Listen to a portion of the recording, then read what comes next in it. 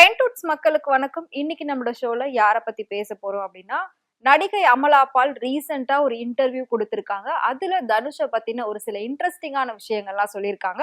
அது மட்டும் இல்லாம நம்ம தனுஷ் வந்து பாத்தீங்கன்னா, மும்பைல பயங்கரமா தெறிக்க விட்டுருக்காரு.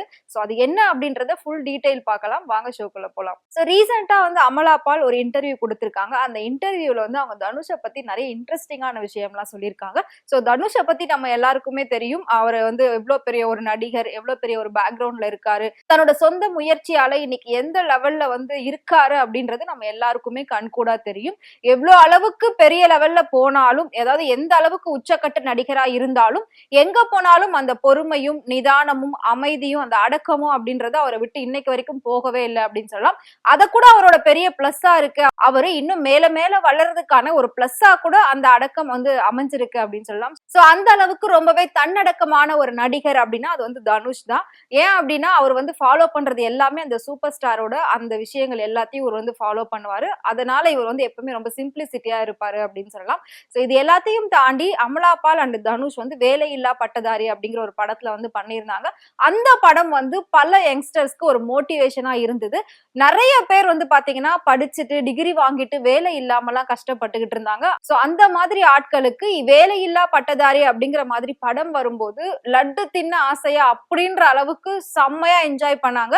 சோ உண்மையான படிச்ச இளைஞர்களோட நிலைமை என்ன அப்படின்றத சொல்றதுதான் அந்த படம். சோ அந்த படத்துல வந்துட்டு அது மட்டும் இல்லாம அம்மாவை இழந்த ஒரு மகன் எவ்வளவு கஷ்டப்படுவாங்க, அவங்களுக்கு ஆறுதலா வந்துட்டு ஒரு கேர்ள் ஃப்ரெண்டோ இல்லாட்டி ஒரு லவ்வரோ கிடைச்சா அந்த இடம் எப்படி இருக்கும், அந்த மாதிரி எல்லா விஷயத்தையும் வந்து சூப்பரா காட்டியிருப்பாரு தனுஷ்.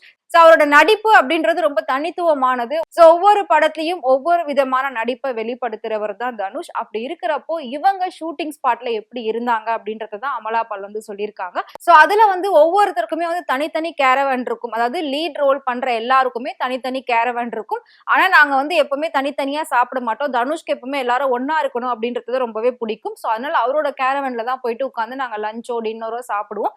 அப்படி சாப்பிடும்போது வந்து பாத்தீங்கன்னா அவர் நல்லா சாப்பிடுவாரு. பார்க்கதான் ஆள் ஒல்லியா இருப்பாரு. ஆனா சாப்பாட அந்த அளவுக்கு ரசிச்சு கொஞ்சம் கூட வேஸ்ட் பண்ணாம கஷ்டத்தை உணர்ந்து எப்பவுமே சாப்பிடுவாரு. அதே மாதிரி சாப்பிடும்போது அவ்வளவு மரியாதை கொடுப்பாரு அந்த சாப்பாட்டுக்கு. ரொம்ப அலட்சியமாலாம் வந்து சாப்பிட மாட்டாரு, நடந்துக்க மாட்டாரு. அந்த இடத்துல அவ்வளவு அழகா வந்து கீழே உட்கார்ந்துதான் அவர் சாப்பிடுவாரு. அவருக்கு கவுண்டமணி அப்படின்னா ரொம்பவே பிடிக்கும். அவரோட ஜோக்ஸ் எல்லாம் ரொம்ப பிடிக்கும். அதனால அங்க இருக்கக்கூடிய டிவில வந்து அவரோட ஜோக்ஸை பிளே பண்ணிட்டு அதை பார்த்துட்டு ரசிச்சுக்கிட்டே சாப்பிடுவாரு. சோ சாப்பிடும்போது கூட அவரோட எண்ணம் வந்து ஃபுல் அண்ட் ஃபுல் பாத்தீங்கன்னா எப்படி வந்து நம்மளோட ஒர்க்கை டெவலப் பண்ணலாம், நம்ம அடுத்து என்ன பண்ணலாம் அப்படின்ற ஒரு எண்ணம் தான் அவருக்கு எப்பவுமே இருந்துகிட்டு இருக்கும். சோ அதை பாக்குற எங்களுக்கே ரொம்பவே ஆச்சரியமா இருக்கும் அப்படின்னு அமலா பால் சொல்லியிருக்காங்க. சோ அது மட்டும் இல்லாம அமலா பாலோட ஒரு சில வளர்ச்சிக்கு தனுஷுமே வந்து ஹெல்ப் பண்ணிருக்காருங்களாம். சோ அதையும் அவங்க வந்து தேங்க்ஸ் அப்படின்ற மாதிரி எல்லாம் அந்த வீடியோல சொல்லி நிறைய விஷயங்கள் வந்து சுவாரஸ்யமா தனுஷ் பத்தி சொல்லியிருக்காங்க. அவர் வந்து ஒவ்வொரு ஷூட்டிங் ஸ்பாட்லயும் சொல்லணும் அப்படின்னா விடாமுயற்சி அப்படிங்கிற மாதிரி தொடர்ந்து ஏதாவது ஒண்ணு பண்ணிட்டே இருப்பாரு. ஒரு டைலாக இப்படிதான் பேசணும் அப்படின்றது இருக்காது. இந்த டைலாக எப்படியெல்லாம் முடியுமோ அப்படியெல்லாம் நம்ம பேசணும். அதுல ஏதாவது ஒண்ணு கிளிக் ஆகும் அப்படின்றவர் தான் வந்து தனுஷ். ஒரு விஷயத்த எல்லா வகையிலயும் ட்ரை பண்ணி சக்சஸ்ஃபுல்லா வந்திருக்கிறவர் தான் தனுஷ். உண்மையிலே வந்துட்டு அவர் நிறைய யங்ஸ்டர்ஸ்க்கு ரோல் மாடலா இருந்துகிட்டு இருக்காரு. நிறைய பேருக்கு வந்துட்டு அவர் இன்ஸ்பிரேஷனாவும் இருந்துகிட்டு இருக்காரு. சோ அதெல்லாம் பார்க்கும்போது ரொம்பவே ஹாப்பியா இருக்கு. அப்படி ஒருத்தர் கூட படம் நடிச்சது எனக்கு ரொம்ப பெருமையா இருக்கு அப்படின்னு சொல்லியிருக்காங்க. சோ அது மட்டும் இல்லாம இப்போ அமலா பால் வந்து அவங்க ஃபேமிலியோட சோசியல் மீடியால ரொம்பவே ஆக்டிவா இருக்காங்க. இப்போ ஏதாவது அவங்களுக்கு சினிமா வாய்ப்புகள் வந்தாலும் பண்றதுக்கு ரெடியா இருக்கேன் அப்படின்னு சொல்லியிருந்தாங்க. சோ அவங்க வந்துட்டு இதுக்கு முன்னாடி விஜய், அதாவது டைரக்டர் விஜய காதலிச்சு கல்யாணம் பண்ணியிருந்தாங்க. சோ ஒரு சில வருடங்கள்ல அந்த கல்யாணம் டிவோர்ஸ்ல முடிஞ்சது. அதுக்கப்புறமா சிங்கிளாவே இருந்தாங்க. ஆடை அப்படிங்கிற ஒரு படம் வந்து பண்ணியிருந்தாங்க. அந்த படத்துல வந்து ரொம்பவே நியூடா நடிச்சிருப்பாங்க. அப்படி இருக்கிறப்போ அந்த படம் பெரிய அளவுல வரவேற்பு பெறும் அப்படின்னு சொல்லி எதிர்பார்க்கும் போது அந்த படம் விமர்சன ரீதியா பெரிய வரவேற்பு இருந்தது. ஆனா வசூல் ரீதியா ரொம்பவே கம்மியா தான் இருந்தது. அதனால தொடர்ந்து வந்து அமலா பாலுக்கு வாய்ப்புகள் குறைய ஆரம்பிச்சது.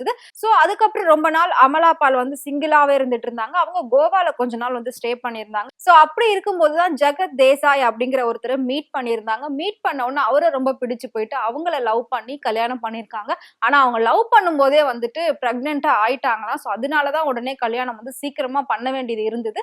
அதுக்கப்புறம் எங்களுக்கு உடனே வந்துட்டு குழந்தை பிறந்தது. அந்த குழந்தையோட பேர் வந்து இலை அப்படின்னு நாங்க டிஃப்ரெண்டா வச்சிருக்கோம். இப்ப அந்த குழந்தையை நோக்கிதான் எங்களோட வாழ்க்கை ஃபுல்லாவே வந்து பயணிச்சுக்கிட்டு இருக்கோம். அது மட்டும் இல்லாம இல்லாம நிறைய எங்களுக்குள்ள மிஸ் அண்டர்ஸ்டாண்டிங் இருந்தது. சோ இந்த விஷயமும் எனக்கு ரொம்ப வந்து கஷ்டமா இருந்தது.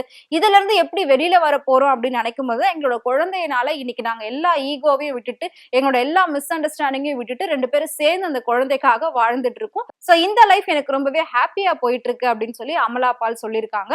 சோ இது மட்டும் இல்லாம நான் ஆல்ரெடி சொன்ன மாதிரி தனுஷ் வந்துட்டு மும்பைல பயங்கரமா ஒரு விஷயத்தை தெரிக்க விட்டு பேசியிருக்காரு. அது என்ன அப்படின்றதையும் இப்ப நம்ம பார்க்கலாம். சோ அது என்ன அப்படின்னு பாத்தீங்கன்னா, குபேரா படம் வந்து ஜூன் 20th ரிலீஸ் ஆக போகுது. அது நம்ம எல்லாருக்குமே தெரியும். சோ அந்த படத்தை வந்து பல லாங்குவேஜ்லயும் ரிலீஸ் பண்றதா படக்குழு வந்து எல்லாமே பேசிக்கிட்டு இருக்காங்க. ஹிந்தி, தெலுங்கு, மலையாளம், கன்னடம் அந்த மாதிரி. சோ அதனால இப்ப தனுஷ் வந்துட்டு மும்பைக்கு போயிருக்காரு. மும்பைல போயிட்டு ஒரு பிரஸ் மீட் கொடுத்திருக்காரு. அந்த பிரஸ் மீட்ல அவர் என்ன பண்ணிருக்காரு அப்படின்னா, எல்லாருக்கும் வணக்கம் அப்படின்னு சொல்லி தமிழ்ல பேசியிருக்காரு. ஏற்கனவே மும்மொழி அப்படிங்கிற ஒரு பிரச்சனை பயங்கரமா போய்கிட்டு இருக்கு. ஏன் அப்படின்னா ஹிந்தி தான் பேசணும் தமிழ்நாட்டுல அப்படின்னு சொல்லி ஹிந்தியை வந்து ஸ்டஃப் பண்ணிட்டு இருக்காங்க ஒன்றிய அரசு. சோ இந்த வகையில மும்பையிலே போயிட்டு தனுஷ் வந்து தமிழ்ல பேசி பயங்கரமா தெரிக்க விட்டுருக்காரு. சோ அங்க பிரஸ் மீட் அட்டென்ட் பண்ணிருக்காரு. அந்த பிரஸ் மீட்ல வந்துட்டு ரிப்போர்ட்டர்ஸ் தனுஷை வந்து ஹிந்தியில கேள்வி கேட்டிருக்காங்க. அதுக்கு தனுஷ் என்ன ரிப்ளை கொடுத்திருக்காரு அப்படின்னா, எல்லாருக்கும் வணக்கம், நீங்க எனக்காக இவ்வளவு தூரம் வந்திருக்கிறது ரொம்பவே சந்தோஷம், உங்களை பார்த்தது எனக்கு ரொம்ப சந்தோஷமா இருக்கு அப்படின்ற மாதிரி எல்லா விஷயமும் தமிழ்ல அவர் பேசியிருக்காரு. அதுல ஒருத்தர் வந்து நீங்க ஹிந்தியில பேசுங்க அப்படின்னு சொல்லும்போது, ஹிந்தில எனக்கு தெரியாதுங்க போங்க அப்படின்னு வந்து சொல்லியிருக்காரு. எனக்கு தெரிஞ்சது தமிழ் மட்டும் தான் நல்லா தெரியும், இங்கிலீஷ் வந்து கொஞ்சம் கொஞ்சம் தெரியும், இது ரெண்டுத்தை வச்சுதான் நான் எல்லா இடத்துக்கும் போற மேனேஜ் பண்ணிட்டு இருக்கேன், சோ அதனால ஹிந்தி தெரியாது போடா அப்படிங்கிற மாதிரி தான் இருக்கு அப்படின்னு வந்து அவர் சொல்லியிருக்காரு. சோ இந்த விஷயத்துக்கு அந்த அரங்கமே பயங்கரமா கைத்தட்டல் கொடுத்துட்டு இருக்காங்க. எங்க போனாலும் எப்படி இருந்தாலும் சைலண்டா இருந்தாலும் மாஸ்க் காட்டுறாரு நம்ம தனுஷ் அப்படிங்கிற மாதிரி இப்போ எல்லாருமே வந்துட்டு அவரை கொண்டாடிக்கிட்டு இருக்காங்க. இந்த விஷயத்துக்காக எல்லாருமே தனுஷை பாராட்டிக்கிட்டு இருக்காங்க. அது மட்டும் இல்லாம அந்த ஸ்டேஜ்ல தனுஷ் அண்ட் ராஷ்மிகா ப்ரமோஷன் வேலையில பயங்கரமா இருந்துட்டு இருக்காங்க. சோ அவங்க 2 பேருக்குள்ள நடந்த அந்த கியூட்டான விஷயத்த வந்து தனியா எடிட் பண்ணி எடுத்து போட்டு இவங்க 2 பேரும் வந்து பேர் ரொம்ப நல்லா இருக்கு, கல்யாணம் பண்ணிக்கோங்க அப்படின்னு சொல்லி தனுஷோட ரசிகர் ஒருத்தர் வந்துட்டு ட்வீட் போட்டிருக்காரு. சோ இந்த வேலையும் பார்க்க ஆரம்பிச்சிட்டீங்களா அப்படின்னு சொல்லி அதுக்கும் ஒரு சிலர் வந்துட்டு கண்டனம்லாம் தெரிவிச்சு போட்டிருக்காங்க. சோ இந்த மாதிரி நிறைய விஷயங்கள் வந்து தனுஷை சுத்தி நடந்துகிட்டு இருக்கு. எங்க போனாலும் மாஸ்க் காட்டுறாருப்பா நம்ம தனுஷ் அப்படின்ற மாதிரி. சோ அவரோட ரசிகர்கள்லாம் ரொம்பவே பெருமைப்பட்டுகிட்டு இருக்காங்க. சோ இந்த அளவுக்கு ஒரு உயர்ந்த மனிதனா தனுஷ் இருந்துகிட்டு இருக்காரு. தனுஷ் மாதிரியே நம்மளோட இளைஞர்கள் நிறைய பேர் முன்னுக்கு வரணும் அப்படின்னு சொல்லி அவரும் நினைச்சிட்டு தான் இருக்காரு. சோ அதே மாதிரி அவங்க ரசிகர்கள் எல்லாம் அவரை ஃபாலோ பண்ணிட்டே இருக்காங்க. அதே மாதிரி எல்லாரும் டெவலப் ஆயிட்டாங்க அப்படின்னா ரொம்பவே நல்லா இருக்கும். தமிழ்நாடு இன்னும் பல தனுஷை மேபி பார்க்கலாம். அந்த அளவுக்கு வளர்ச்சிகள் வந்து ரொம்ப சூப்பரா போய்கிட்டு இருக்கு அப்படின்னு சொல்லலாம். சோ உங்களுக்கு தனுஷை பிடிக்கும் நினைச்சீங்கன்னா மறக்காம அவரை பத்தி கமெண்ட் பாக்ஸ்ல கமெண்ட் பண்ணுங்க. இதே மாதிரி சினிமா நடக்கக்கூடிய நிறைய சுவாரஸ்யமான விஷயங்கள், நிறைய உண்மையான விஷயங்கள் டே பை டே அப்டேட் உங்களுக்கு தெரியணும்னு நினைச்சீங்கன்னா மறக்காம ஃப்ரெண்ட்வுட் சேனலை ஃபாலோ பண்ணிக்கோங்க.